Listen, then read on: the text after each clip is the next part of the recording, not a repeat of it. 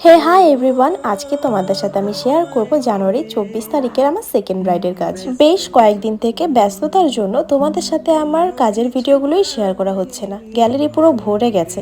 তাই ভাবলাম আজকে থেকে একটা একটা তোমাদের সাথে কাজের ভিডিওগুলো শেয়ার করব। আমার এই ব্রাইডের স্কিন কন্ডিশন তো তোমরা দেখেই নিলে যে কতটা পিগমেন্টেশন, কতটা পিম্পল প্রবলেমেটিক স্কিন ছিল ওর। আর তোমরা সবাই জানো খুব বেশি প্রবলেমেটিক স্কিন হলে কিন্তু মেকআপের স্মুথ ফিনিশিংটা আনা কিন্তু একটু চাপের হয়ে যায়। তারপরেও কিছু কিছু ক্লায়েন্ট আমাদের কাছে এরমভাবে ডিমান্ড করে যে স্কিনের যে কোনো কন্ডিশনেই আমাদের মেকআপ যেন স্মুথ ফিনিশিং হয়। আচ্ছা তোমরাই বলো, মেকআপকে কোনো আটা ময়দা বা কোনো প্লাস্টার জাতীয় কিছু যে এটাকে আমরা একদম স্মুথ ফিনিশিং করে দেব? যদি স্মুথ ফিনিশিং গ্লোই বেস তোমরা চাও তাহলে কিন্তু নিজের স্কিনটাকেও একটু কেয়ার করতে হবে, তাহলে অবশ্যই মেকআপ ফ্ললেস সুন্দর হবে। স্কিনে কোনো দাগ থাকলে বা পিগমেন্টেশন থাকলে সেটাকে তো আমরা সহজেই হাইড করতে পারি, কিন্তু যদি বড় বড় পিম্পল থাকে তাহলে ওই উঁচু জায়গাটা কিভাবে কভার করব বল? ওই উঁচু জায়গাটা কিন্তু উঁচুই হয়ে থাকবে, সেটা ন্যাচারাল জিনিস, সেটা তোমাদেরকে মানতে হবে। আমরা কিন্তু চেষ্টা করি সমস্ত ব্রাইডদের রিকোয়ারমেন্ট শুনে দেন তাকে তার মনের মতন করে সাজানোর।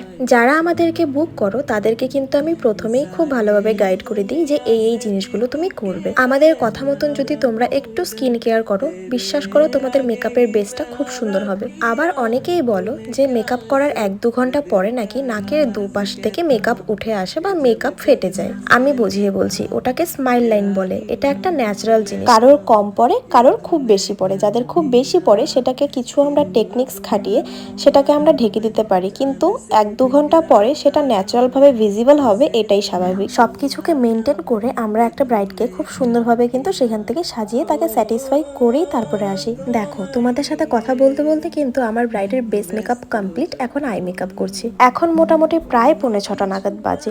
এখান থেকে বেরিয়ে দেন আমার থার্ড ব্রাইডও আছে। আমার এই ব্রাইডের শাড়ির কালারের সাথে ম্যাচ করে কিন্তু আমি ওকে একটা সফট আই মেকআপ দিয়েছি, আর এই আই মেকআপটাই কিন্তু ওর উপরে ভীষণভাবে সুন্দর লাগছিল। এবার ওকে লিপস্টিক পরাবো। লিপস্টিকও কিন্তু আমি ওকে একটা পিঙ্ক কালারের ওপরে দিয়েছিলাম।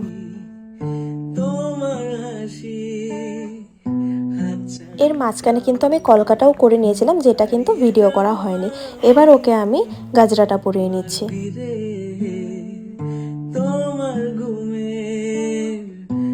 এবার আমি ওকে তাড়াতাড়ি করে জুয়েলারিগুলো সেট করে আমি ওড়নাটাকে সেট করে দিচ্ছি।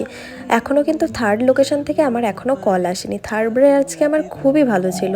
ওর লুকটাও কিন্তু আমি তোমাদের সাথে পরের ভিডিওতে শেয়ার করব। আগে আমার এই ব্রাইডকে দেখে বলো যে ওর ফাইনাল লুকটা কেমন লাগলো তোমাদের কাছে। আর তোমরাও যদি তোমাদের স্পেশাল দিনে আমার কাছে সাজতে চাও তাহলে কিন্তু স্ক্রিনে দেওয়া নাম্বারে যোগাযোগ করে তোমাদের স্লটটা বুক করে নিও। তো চলো দেখা হচ্ছে পরের সুন্দর একটা ব্লগে।